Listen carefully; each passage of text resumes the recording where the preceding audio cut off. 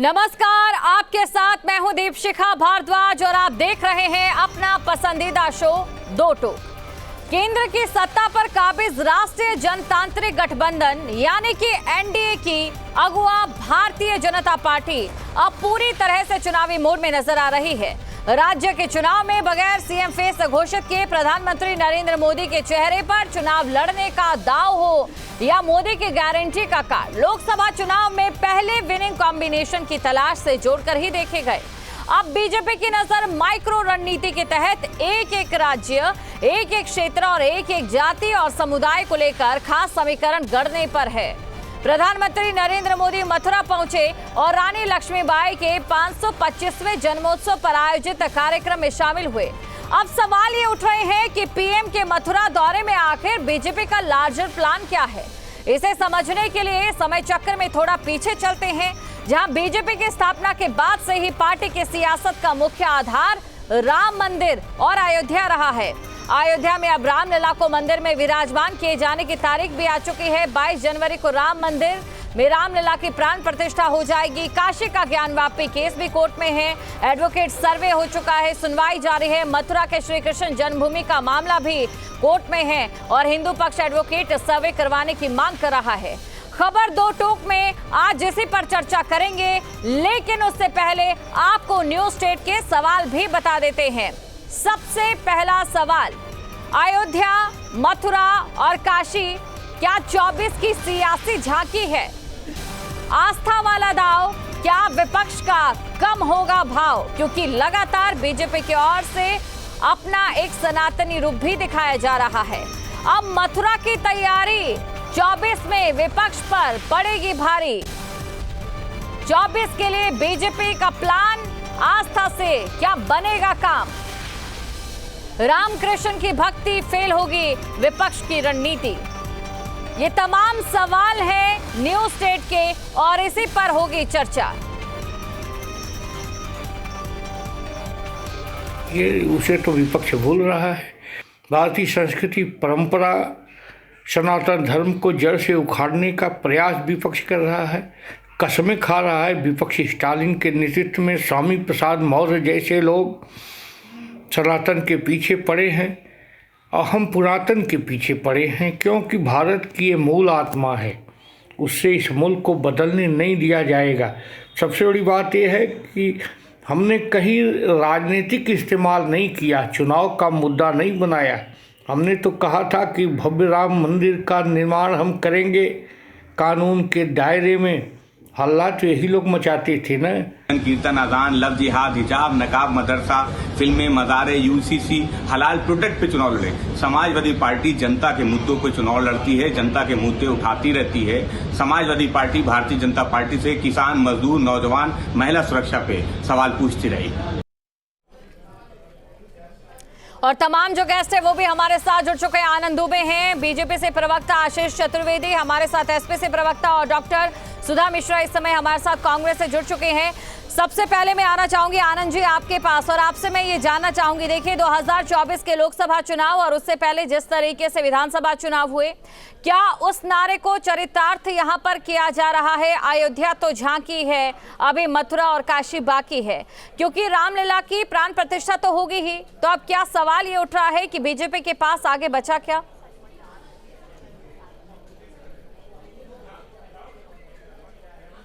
एक महान कृष्ण भक्त रसखान साहब की पंक्तियों के साथ करूंगा कि मानुस हो तो वही रसखान बसो ब्रज गोकुल गांव के ग्वारन, जो पशु हो तो कहां बसु मेरा चरो नित नंद की धेनु मजारन, पाहन हो तो वही गिरि को जो धर छत्र पुरंदर कानन, जो खग हो तो बसो कर मिली कालिंद कुंद कदम्ब के डारन।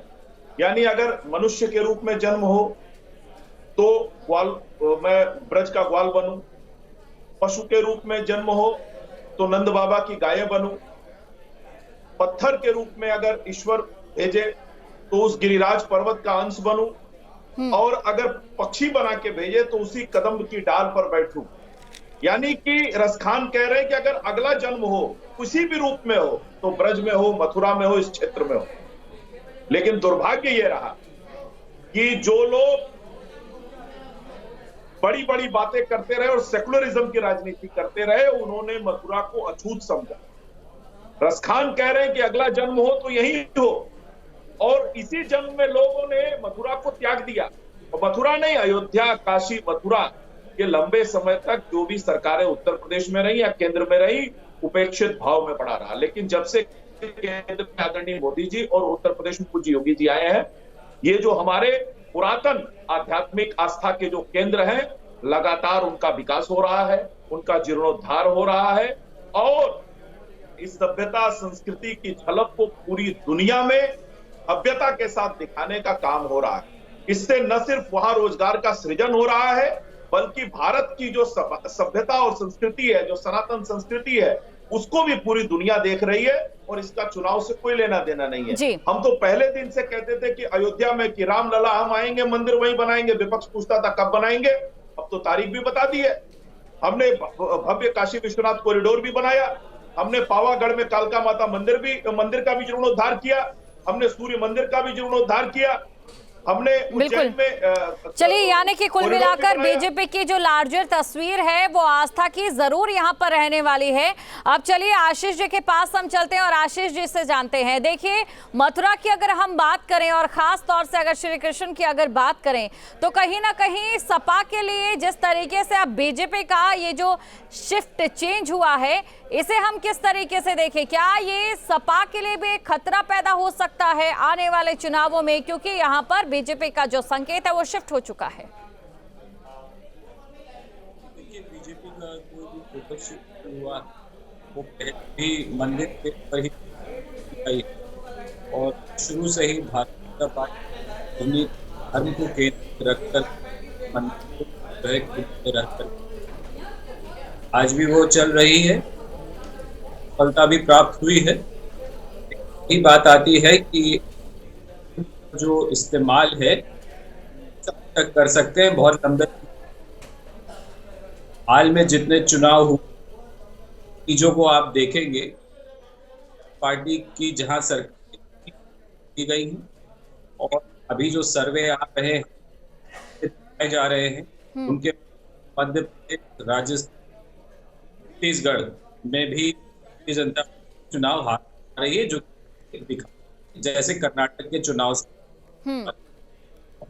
कहीं ना कहीं भारतीय जनता पार्टी आप धर्म की आड़ में कुछ तक राज कर सकते हैं, लंबे समय तक नहीं कर सकते, उनके पेट भजन नहीं होता, और पूरे विश्व में प्रदेश, यानी कि तमाम योजनाओं पर भी ध्यान देना होगा, तमाम बिंदुओं पर भी ध्यान देना होगा। कहीं हनुमान का नाम जिस तरीके से आया कर्नाटक के चुनावों में और उसके बाद जो हश्र हुआ बीजेपी का, वो दोबारा ना हो जाए, इस तरीके से आप यहां पर कह रहे हैं। और तो चलिए सुधा जी के पास हम चलते हैं, सुधा जी से जान लेते हैं। सुधा जी, देखिए, सपा की तस्वीर भी यूपी में हमें समझ आती है, और वहीं दूसरी तरफ अगर बात करें तो बीजेपी भी कहीं ना कहीं इस समय आस्था के रथ पर सवार है, लेकिन कांग्रेस का स्टैंड क्या है? बहुत लेट नहीं हो गई। एक सरकार का कार्यकाल बीत चुका है, और अगर मैं उत्तर प्रदेश शासन की बात करूं, और दूसरे का 1 साल निकल चुका है, और अचानक याद आ गई मथुरा और ब्रज की। और प्रधानमंत्री जी को 9 साढ़े 9 साल हो चुके हैं, इनका शासन खत्म होने वाला है, अचानक याद आ गई। इसका मतलब हमारे सनातन धर्म के आस्था के साथ कोई इनका दरकार नहीं है, न इनको आस्था से मतलब है, नई हिंदुओं से मतलब है। इनका सिर्फ और सिर्फ एक ही विचार है कि कैसे ये सत्ता में बने रहें। सत्ता में बने रहने के लिए कैसे इनको क्या क्या करना चाहिए, वो सब ये काम करते हैं।